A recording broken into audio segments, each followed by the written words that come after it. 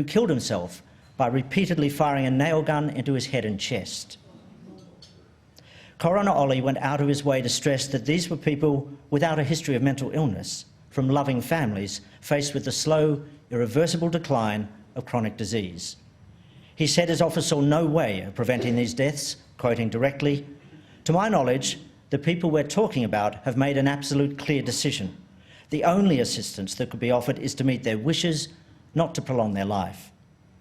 He estimated the number of elderly Victorians dying this way, by suicide, to escape the ravages of disease, at 1 a week. Faced with such evidence, the committee found that maintaining the status quo was unacceptable, and this was a clear case for law reform.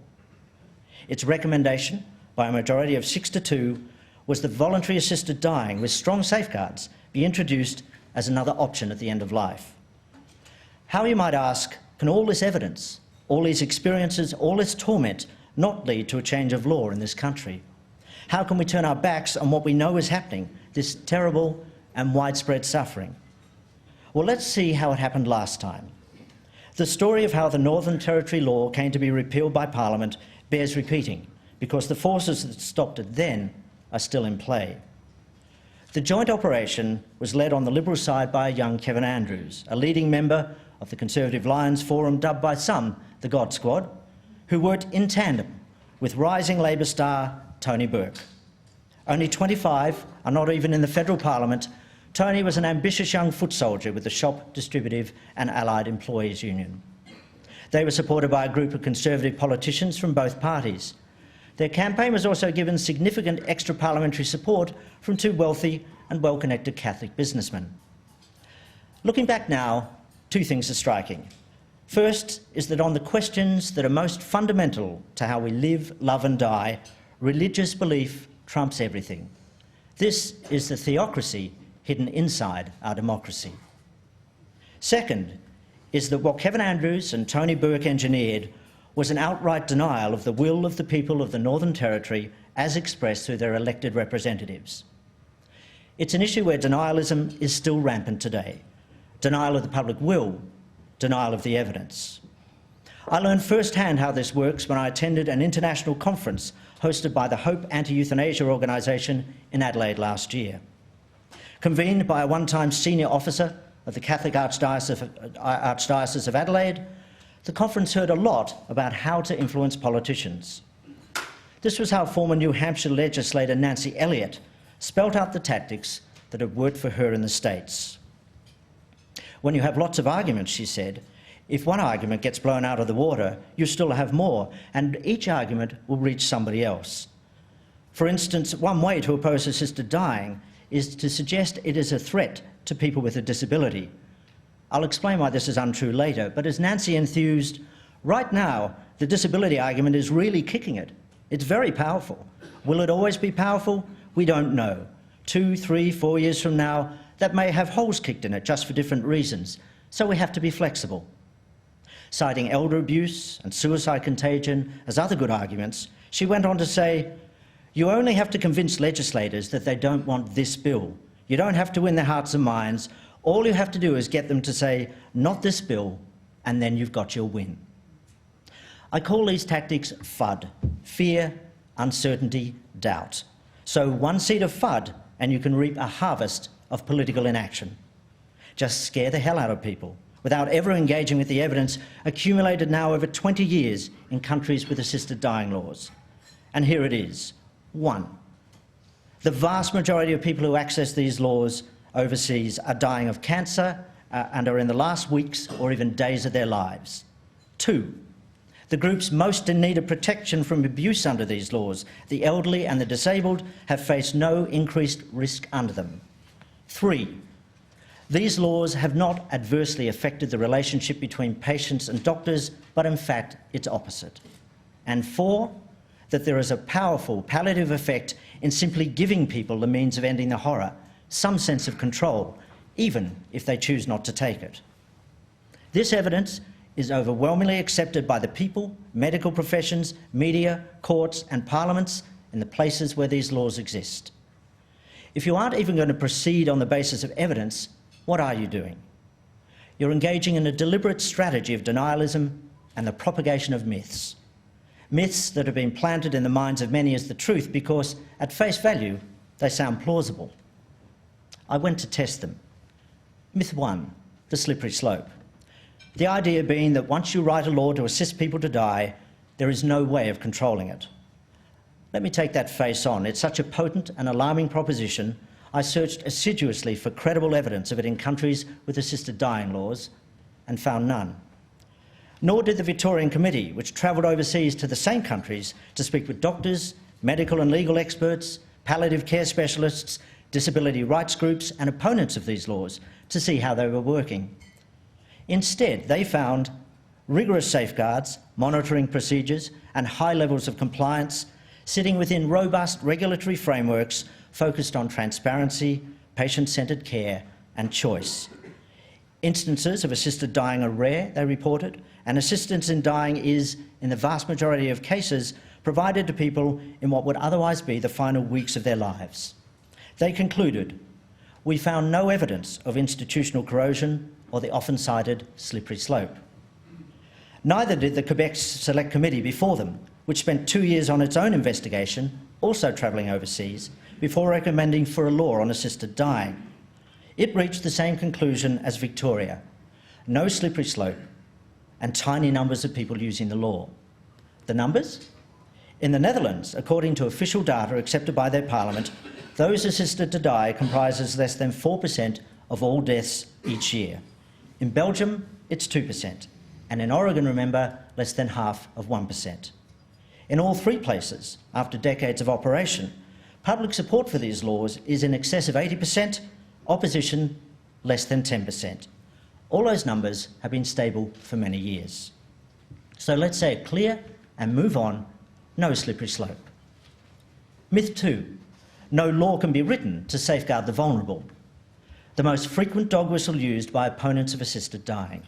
The insinuation that the most vulnerable in our society, the elderly and the disabled, will be coerced to die under these laws because they've become a burden. As Archbishop Anthony Fisher so cleverly put it at a debate last year, putting Granny out of her misery so easily becomes putting Granny out of ours. As with the slippery slope, there is no credible evidence from overseas to support this. Rather, there's a mountain of widely accepted, publicly available, peer-reviewed evidence to disprove it. Representatives of peak elderly and disability groups who I spoke with in Belgium, the Netherlands and Oregon reported no abuse or threat of abuse to their members in all the years these laws have operated. Australian palliative care physician Dr. Linda Sheehan used her 2012 Churchill Fellowship to explore how these laws work overseas. Not an advocate for assisted dying, but an advocate for an informed debate about it, Dr. Sheehan concluded, "The slippery slope in terms of risk to vulnerable groups has not been demonstrated by the data." Why? Because once you understand how these laws work, you understand how they protect the vulnerable. More on that later. Myth 3. If things get bad, doctors will help you anyway. They might, and as the Victorian Committee found, some Australian doctors do. I suspect many of us in this room know such cases. All these doctors are liable to prosecution, and some, for ethical or legal reasons, refuse to take the risk, as is their right. And if they do help, it must be done covertly, which results in a terrible irony, the very situation anti-euthanasia campaigners seek to avoid. People dispatched in secret, for who knows what motive, no supervision, no record, no regulation. That is the current status quo. Patients have no right to insist on relief from their suffering. Doctors have every right to refuse. It's not only dangerous and murky, but also deeply unfair. Because while a person in bed 2A may get that extra morphine, the person in bed 2B may not. And what if that person in bed 2B is you? Why should any of us be put at this risk? No one is protected, not the doctor and not the patient. That's why we need laws and open, transparent decisions. Myth 4. Powerful drugs and palliative care can eliminate pain and distress at the end of life. Australia has one of the best palliative care systems in the world. We should be proud of it. Any serious proponent of assisted dying supports their work and agrees they should be better resourced. But all the resources in the world won't address everybody's suffering and Palliative Care Australia knows it. In their own words, they cannot relieve all pain and suffering, even with optimal care. Their statistics, collected every year from 106 palliative care units around Australia, prove it. The Victorian inquiry found the same. This is not to criticise their work. The numbers of people truly beyond their help are small. By their own estimates, about 4% of their patients. But they exist, and their suffering, as recorded in this book, is savage. This is the reality of modern medicine. Yes, it can keep us alive longer, but it can't always treat what comes with that. It is also a statistical fact that those who might seek assisted dying aren't all in hospital. Some are struggling to cope in nursing institutions and old age facilities, others at home. In his evidence to the Victorian inquiry, Coroner Ollie stated clearly that many of those whose suicides he recorded were people unlikely to qualify for palliative care. And of course, there are others suffering with long-term incurable illnesses such as advanced multiple sclerosis and motor neurone disease, whom no amount of palliative care will adequately help. As to the argument made by some doctors that powerful drugs at the end of life can treat all pain, it's a medical sleight of hand. True in most cases, but not in all. Here is Professor Richard Chai, Head of Palliative Care at St Vincent's Sacred Heart, Sydney. I'm not going to say I'm going to control everybody's physical pain, because there will always be some patients who will have pain that is not controlled. But I also make sure that I tell patients, I'm going to help you live with that pain. But pain is only part of the story, because the relevant word here is not pain, but suffering. I don't want to force you to sit through a litany of symptoms that can create suffering, but they include panic brought on by suffocation, delirium, nausea, and mental anguish. Sometimes these overlap. Often they are compounded by multiple side effects from multiple drugs. The option most usually taken when they can no longer be controlled is palliative sedation, being put into a coma. For many patients and their families, this is perfectly acceptable. But not every patient wants to die in a coma while their family watches on, and it neatly sidesteps the reality that this option is a response to suffering that has already happened, suffering that may have lasted days, weeks, or for an unlucky few, months. And if this was your mother, your sister, your father, would that be enough? Would you want them to be helped to live with that suffering, or should they be offered the choice to escape it? What would you want for yourself? Everyone I spoke to in palliative care, whether they believed in a law or not, acknowledged the existence of bad deaths, patients who they wish they could have done more for. And in these hardest cases, no one is spared. As one palliative care physician told me, the dying are the witnesses to their family's pain, just as the family are witnesses to theirs. The leadership of Palliative Care Australia opposes a law for assisted dying. This opposition is more than purely medical. Almost 60% of Australia's palliative care services are provided by the Catholic Church. Their core ethos is to neither prolong nor hasten death.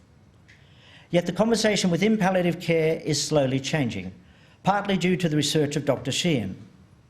Her study of practices overseas shows that in places where these laws exist, palliative care services have actually strengthened. It also highlighted the words of the father of Australian palliative care, Professor Ian Maddox, who said, "Rather than fighting a rearguard action, I suggest the proponents of palliative care join forces with the advocates of assisted dying and with mutual respect and dialogue ensure that laws are framed with a care and precision that allows no abuse and promotes best outcomes." He's right. The aims of palliative care, to alleviate suffering and make possible a good death for the dying and their families, are also the aims of those who seek a more compassionate law. It is important in the writing of that law that palliative care be brought to the table. And then there's the disability communities with their own unique concerns and divided opinions. Some strongly oppose assisted dying. This comes from their lived experience of being viewed as having lives of less value. I have no doubt this experience is genuine. Others are strongly in support. They want the same choices available to them as for anyone else. Both rightly demand to have adequate safeguards in place so that a person is never pressured into ending their life. They too must be heard when writing a law. So what might a law look like? Based on those that have been successfully written overseas, it would have three bedrock principles. One, to access it, you must be a mentally competent adult. This excludes children or those with dementia or Alzheimer's disease. Two, your request must be voluntary. Three, you must suffer from a physical illness. This excludes purely psychiatric suffering. At a minimum, you should be diagnosed with a terminal illness. This is defined in Oregon as an incurable and irreversible disease which will, within reasonable medical judgment, produce death within 6 months. Though some, like myself, would argue against a time limit because some conditions have a longer prognosis but are nonetheless intolerable. For example, there is a strong case for a law that will also help those suffering from chronic degenerative illnesses such as motor neurone disease and multiple sclerosis. The suffering, which can last months or years in these conditions, may in some ways be greater than that of an illness such as cancer. Almost half of the cases listed by Coroner Ollie fall within this definition. Before excluding them, we have to ask ourselves, is that fair? And if not, I would argue that the criteria for acceptance be an irreversible and incurable physical condition which is unbearable to the sufferer, a broader law closer to those in Europe and Canada. The gates someone has to go through to qualify are the same in either case, and they are many. The first gate is you and your natural aversion to being dead. Only you can ask for assistance, and only if you're of sound mind. The second is to convince two doctors, independent of each other, at least one of whom practices in your disease, that your symptoms are either terminal or irreversible, incurable and unbearable. As in the Netherlands, the first consultation should be without the family, so the doctor, usually your GP, can determine if this is indeed your considered wish. The third gate is that a request for assistance to die must be put once in writing, independently witnessed, and twice orally. The fourth, both doctors have to explore all treatment options with you, including palliative care.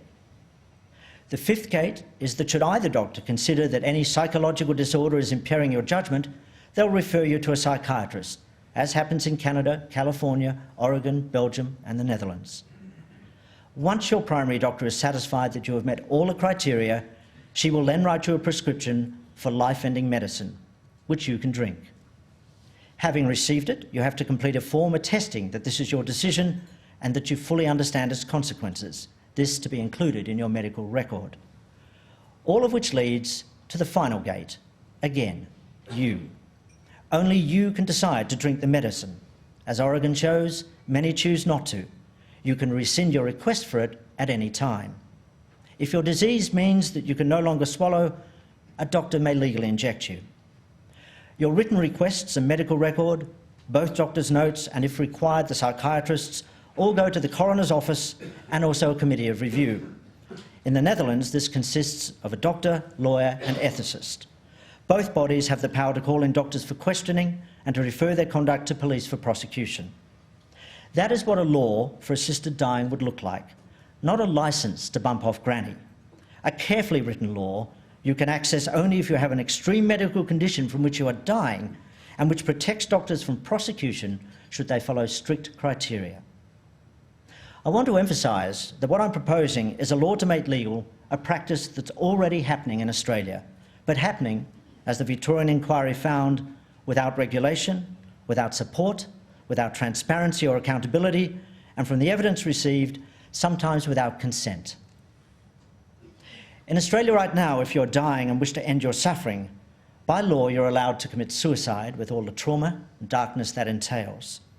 Also by law, you can opt for a slow exit, refusing treatment, including food and water, even if it's life-sustaining. This can take days, even weeks, and was described to me by a senior palliative physician as psychologically painful, both for the person going through it and their loved ones watching on. How extraordinary is this? To live in a society where it is legally and ethically acceptable for a dying patient to endure a slow, tortuous death by dehydration and starvation, or to end their life violently and alone. Yet it is legally and ethically unacceptable for that same dying patient to choose a quick and painless end to their suffering. Yet this is the position that the Church and the AMA continue to lobby for. Not their constituencies, surveys suggest, Only 29% of Australian doctors are actually members of the AMA. A majority of Catholics polled support assisted dying laws. But the well-connected hierarchies are not for turning. And those most affected by the power of these vested interests, the elderly, the sick, the grief-stricken, the traumatised, are often those least capable of pushing back. It's an unfair fight. So I've formed an organisation to fight for them. It's called Go Gentle Australia. Our aim is to create awareness of the suffering that is happening in our community and to galvanise that 70% or more of public support so that politicians can no longer ignore it. We're being supported in this by people representing many groups: doctors, nurses, palliative care, cancer support, the disability community, Dying with Dignity organisations, the elderly, the legal fraternity, and politicians from all parties. We don't argue for a right to die. Death is not a right, death is a fact at the end of life. We do argue for the right to have a choice about what happens to us at the end of our lives, not to be coerced when we are at our most vulnerable into a cruel and avoidable suffering. Our first priority is to get a law properly debated on the evidence within every state parliament. Our second is to get a sensible and compassionate law passed to stop this damage. We've received financial backing from a number of organisations and some of Australia's most respected businessmen. We'll be saying more about them in due course, but I'd like to mention one: Peter Joseph, chairman of the Black Dog Institute and former chair at St Vincent's Hospital, Sydney, who's here as our guest, and has offered this statement. It's simple. A good life includes a good death. Just as we should live free from needless suffering, so we should die. In my opinion, the suicide rate in this country would drop significantly if assisted dying was seen as part of assisted living. We are also working closely with a key medical group that officially supports an assisted dying law. Significantly, the one that sees the suffering of patients daily and up close, Australia's Nurses Union, the ANMF. But we're under no illusions about the behind-the-scenes power and deep pockets of those who oppose reform. This book, The Damage Done, is the first part of our campaign. We've also created a full-page ad. We're not allowed to show it here, and we can't afford to run it, but if someone would like to run it for us, we'd be very grateful. The Damage Done is not intended as a critique of Australia's palliative care services or the dedicated doctors and nurses who give their best. Rather, it reveals what happens despite their efforts. It is intended, however, as a rebuke to those politicians who have been derelict in their duty these past 2 decades, when 28 attempts have been made in different state parliaments to pass an assisted dying law. Not one has got to a stage where even the detail of such a law could be debated. By failing to properly examine the claim that no safeguard can be devised to protect the vulnerable, our politicians have failed instead to protect the people they represent. After all, who could be more vulnerable or in need of protection than the dying and their families? There is every reason to believe the damage and despair found unacceptable by the Victorian inquiry exists across Australia and will likely increase as our population ages. That harm and the testimonies collected in this book ask hard questions of us. Simply opposing laws on moral or ethical grounds is not an answer to these questions. Denial and manipulation of evidence is not an answer. This is a serious public health issue. That elderly Australians are killing themselves violently at the rate of more than 1 a week because there is no way they can be legally helped to escape the ravages of disease is a national tragedy. And for all those who do end their lives this way, how many others lie in nursing homes and hospitals wishing they could be helped humanely to do the same? How many patients are dying without enough pain relief because doctors are terrified to give them more? How many doctors, confronted by the suffering of their patients, are being forced to break the law knowing that they have no protection? And how many Australians are suffering years of chronic, unrelenting pain while their families are scarred with trauma and guilt because they can do nothing to help the ones they love when they most desperately need it? In the words of Coroner Ollie, there is a cry for help. It may be muted, it may be veiled, but it is there nonetheless. And they all know it, including doctors. They know that this person is screaming for help, but no one is going to answer the call, not in this society. I believe that no compassionate society would knowingly support this level of suffering. We are a compassionate society, but we have not been aware of the scale of the damage. That's why I've come to light a fire for all the people in this book, and also for those whose stories we do not yet know. I invite them to come forward and make this fire bigger. I invite those doctors and nurses who've seen this suffering and know it to be wrong to add to this fire and light it in their hospitals and their communities. I invite all state coroners to build it higher by joining Coroner Ollie in casting light on how our elderly are dying. Let us make a fire so big that no politician can ever again ignore it. To those whose beliefs instruct you that only God can decide how a human being should die, I urge you, step aside. May your beliefs sustain you and those you love, but do not impose them on the rest of us. To those doctors for whom doing no harm means that you cannot, in conscience, participate, I urge you too to step aside.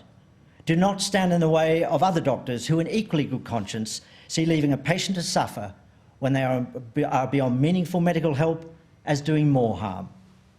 Step aside and let no one question your right to do so. The very core of these laws is that they are voluntary for doctors and nurses as much as patients. And to those doctors who are sitting on the fence because you think it's all been taken care of, or because you don't understand how these laws work, educate yourselves. The safeguards written into these laws protect not just your patients, but also you. To the politicians of South Australia, who for the 14th time have a bill before them, and to those of Victoria, Tasmania and New South Wales who can expect new bills within the year, I urge you, do your duty. Debate these laws properly. Understand what they are. Look at the evidence from overseas about how these safeguards work and read this book. Enough copies have been printed for every state and federal politician in Australia.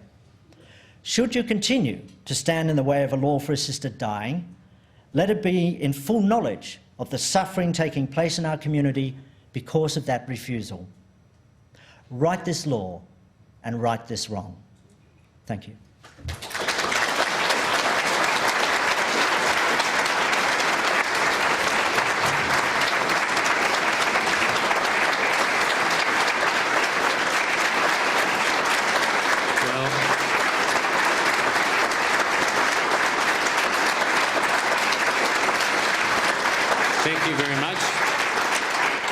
Thank you very much, Andrew. I think we've scarcely heard a more powerful address at the Press Club on some, some of the most fundamental issues that any of us will ever deal with. We have a number of questions from our assembled media here. I might just start with a sort of a broad, in-principle question to you. I wonder to what extent you feel that the resistance to this kind of change is based in our own psychology, a kind of an irrational fear of death. You talked about our natural aversion to being dead, which is a humorous way of putting it, but it's also true, of course. To what extent is it that we just deny the idea of death until such time as we're confronted with it, and therefore we don't want to in a sense, meet this head on? I think that's absolutely right. I mean, for the record, by the way, I'm fiercely pro-life. I intend to stay alive possibly until the moment I did. But look, I've been amazed to discover, I think this of any issue I've ever looked at, people's emotions govern their logic and their ability to look at this logically, because our most primal fear is that of dying. And the thing that has most surprised me in this is to discover that the group that most strongly reflects this are doctors themselves. They are uncomfortable with this subject, they struggle to talk about it. The surveys which show they're very disturbing. There was a survey of 1,500 GPs last year which showed that 80% of them had never discussed end-of-life wishes with their patients or treatment. We're all bad at this. And this is part of the reason the organisation I've set up, Go Gentle Australia, is not just about law reform. It's about actually promoting and encouraging a far bigger and more important discussion we need to have, which includes palliative care and advanced care directives. And, we're all in this together, Mark, and I think we can do it much better and in a much kinder way. Thank you. Question from AAP. Hi, Mr Denton. Belinda Mohab from AAP. Thank you for your speech. Malcolm Turnbull has said that legalising euthanasia would be fraught with practical difficulties. He said he doubts any government would ever propose it. Why do you think that successive governments have failed to act in this area, given there is such strong public support, and how confident are you that it can be taken out of the too hard basket? Well, Malcolm Turnbull will certainly understand the term fraught with difficulties. That's his daily existence at the moment. But look, looking closely, South Australia is a very interesting microcosm of this. As I said, the bill is before them the 14th time.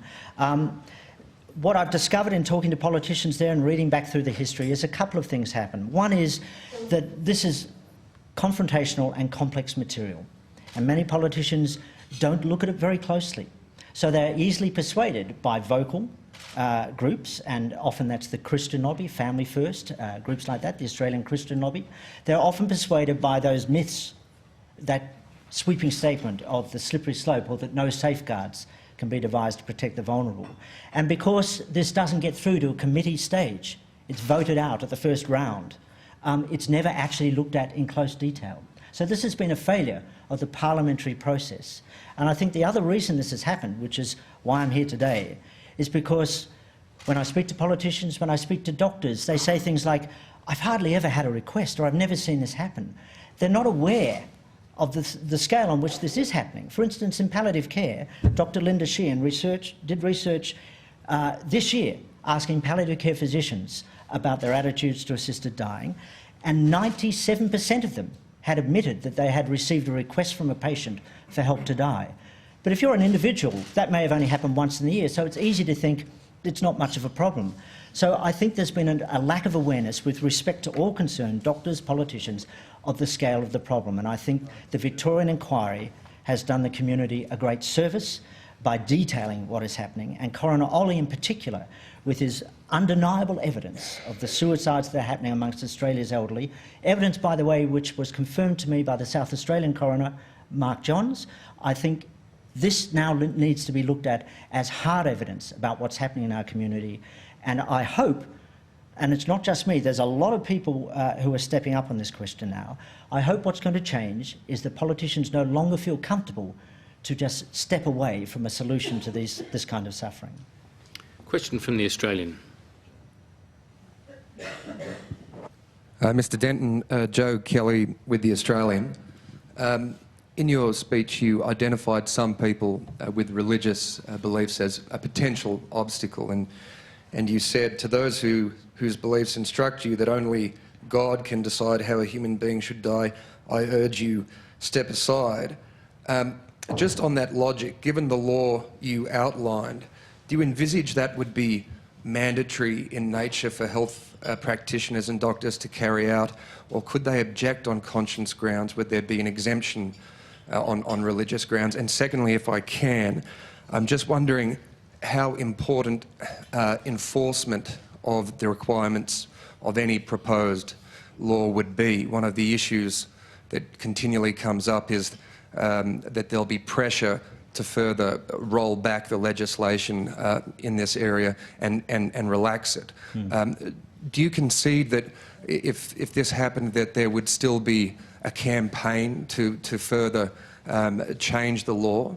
And how do you tackle that campaign? Okay, look, there are two great questions. The first is, no, there is no mandatory requirement on any doctor or nurse or anyone who doesn't believe in this or is comfortable with it or ethically subscribes to it to be involved. In fact, the law mandates that absolutely that is your right to step aside, so let there be no doubt about that. As to the question, people like Father Frank Brennan, a lovely man, I've got to say, if I wanted to have a Jesuit priest at my deathbed, it would be him.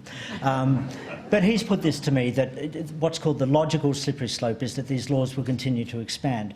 To which I would say, when you look at the jurisdictions overseas, there's almost no evidence of this.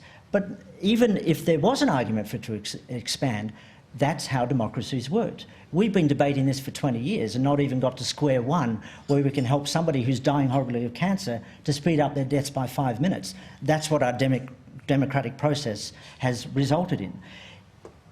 Were these laws to be instituted? and that there was a strong public argument, for instance. There are 320,000 Australians right now suffering from dementia and Alzheimer's disease. If there was a strong public argument for the laws to be extended to them, then I would expect there to be debate, as there has been, as there is now, and maybe in years to come, future parliaments would legislate for that. That is how it works. But to say that we cannot legislate for this now because of what future generations may want is to deny them even an opportunity to have that conversation. Canberra IQ. Simon Groves, Canberra IQ.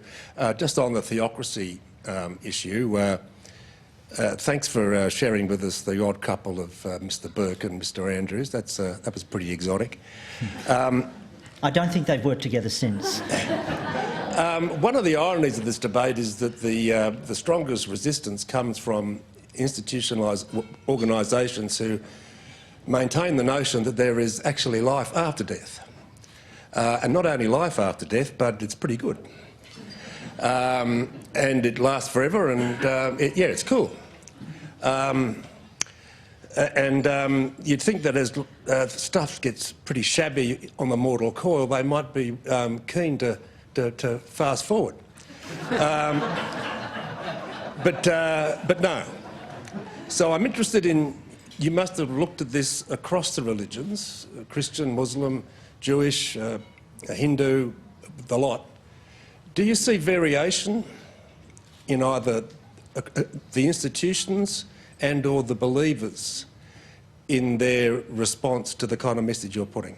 To be honest, I haven't looked closely at religions like Hinduism or even Islam or Judaism, except to say that according to their scriptures, they are generally not in favour of assisted dying. Although, as the former Archbishop of Canterbury, Lord Carey, said, there is nothing in the Bible that says that this is not allowed or is wrong. And, you know, people's individual faith is absolutely theirs and theirs to enjoy. But, you know, polling done by Essential, by News Poll of our major religions, the Catholic Church and the Anglicans and the Protestants over this last decade, shows very strong support within the laity of these churches for assisted dying laws. And, you know, I think it is one of the issues we're facing here. As I said, the theocracy hidden in our democracy. This is an unrepresentative group. The hierarchy of these organisations are actually derailing the clearly expressed will of the Australian people. And I had one palliative care physician say to me, you know, it really worries me that what this will do to the culture of our country if we have these laws. And I said to her, but don't you see that it's the culture of this country now that people really struggle with? People don't like the thought that those that they love are dying in pain. People don't like the thought that they have no choice about what may happen to them at the end of their lives. It is the culture we have now that is the problem. ABC Radio. Philip Clark, ABC Radio. Andrew, this field has been toiled in by others in the past, and I wonder whether the disjunct between, and I'd like your view about this, the disjunct between what seems like an overwhelming public response to it and the professional response to it has been influenced by the activities of those in the past. And I'm particularly looking at figures such as Dr Philip Nitschke, who some see as a controversial figure, organisations like Exit, for example, which have been working in this field, arguing pretty much the same things that you've been putting to us.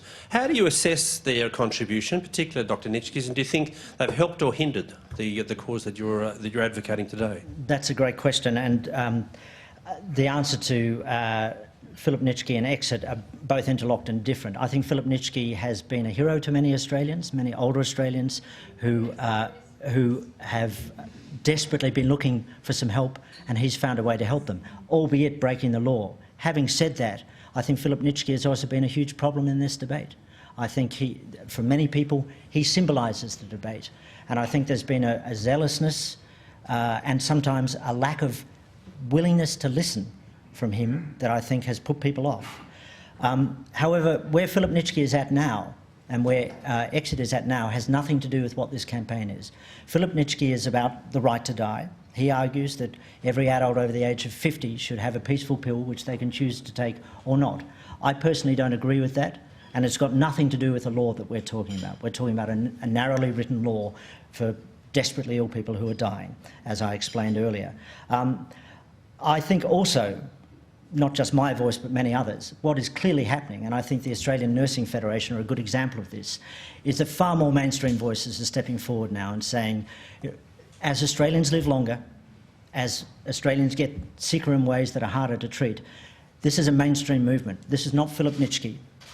This is not people who are operating outside the law. This is a mainstream movement of people who are saying to our politicians, we want you to act. It sounds to me, if I can just jump in there, that what you're saying is that you can be too blunt in this debate, you can be too confronting and, in a sense, create resistance to progress forward, and you think that's what Nitschke and some others have done? Look, I think Philip is, he is, and he's wanted to be. I've interviewed Philip both for this podcast and previously. He likes to be controversial, he likes a fight. I don't think this is about a fight. There's a beautiful expression Nelson Mandela used to use, which is, let's walk each other home. Dying is not easy. This subject is not easy. I think this is about conversation, compassion, understanding. I've had a lot of conversations with people within the disability community, some of whom are really angry at me for saying the things I've been saying. And as I've listened more to them, I've understood more and more about how deep and genuine their concerns are. This is not about a declaration of this is how it must be. This requires consultation, conversation, understanding and compassion with all those who are involved in this, which, as it turns out, coincidentally, is everyone. 2CC. Andrew, Tim Shaw from Radio 2CC Canberra. One of our listeners after our chat this morning remarked that as a pregnant woman, she was able to talk with her doctor about the intervention medically for the exact day her child would be born. Mm-hmm. And yet she remarked that as an Australian woman who gave birth to this child on the nominated day with the support of her doctor, that she couldn't end her life on the thesis that you've presented to us today. You and I spoke also about your father and the sadness of his death. Mm-hmm. Do you feel, as part of your proposal, that Australian families should talk about this, the relationship between the doctor and the patient, as you've outlined, but what else should happen? Should those family members be aware of their parents' decision in this regard? And just finally, how do you want to see the Greens bill introduced? Dr Richard Di Natale's here today, and he announced in June the proposal of the Australian Greens to move forward on this. How do you want to see this handled by those 226 representatives in the lower house and the Senate? Well, taking the first question first, this is about a bigger conversation about death. As I said before, advanced care directives, about palliative care, about your options at the end of life, even if this law existed and you choose not to take it, such as refusing treatment or withdrawal of medicine that is sustaining your life. You need to understand what your rights are under the law. But it's more than that. You know, I've heard it said that in Victorian times they talked about death all the time and never about sex, and today it's the other way around. You know, it was interesting. I met a doctor called Leah Kaminsky who wrote a book recently called We're All Going to Die, and she was a doctor talking about her own fear of death. And what became clear in reading the book and talking to her, because I thought doctors, you know, this is what they did, but they really, really struggle with it. And, you know, death and tax is the only two certainties in life. We've had a tax summit, for God's sake, but we're not talking about this. We talk about tax endlessly at elections, but we're not talking about this. One of the things that these laws have shown overseas is that they're permissive laws, and what they permit is a conversation between patients and doctors and between patients and the rest of their families. And the stories I got from the families of people that have been legally helped to die overseas were stories of beautiful deaths, of the deaths we would want, of farewells with everything said as people wanted before their disease destroyed them, took them apart bit by bit in front of their families.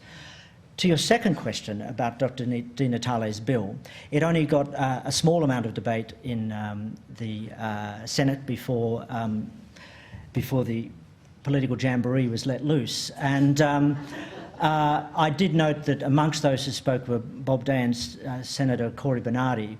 It's probably worth reading their speeches to see textbook examples of fear, uncertainty and doubt being spread. And they were almost fact-free in their commentary. And that is not surprising from people who are coming from a strongly conservative religious point of view. They are willing, as I've discovered, to do just about anything to derail this debate and to distract people with endless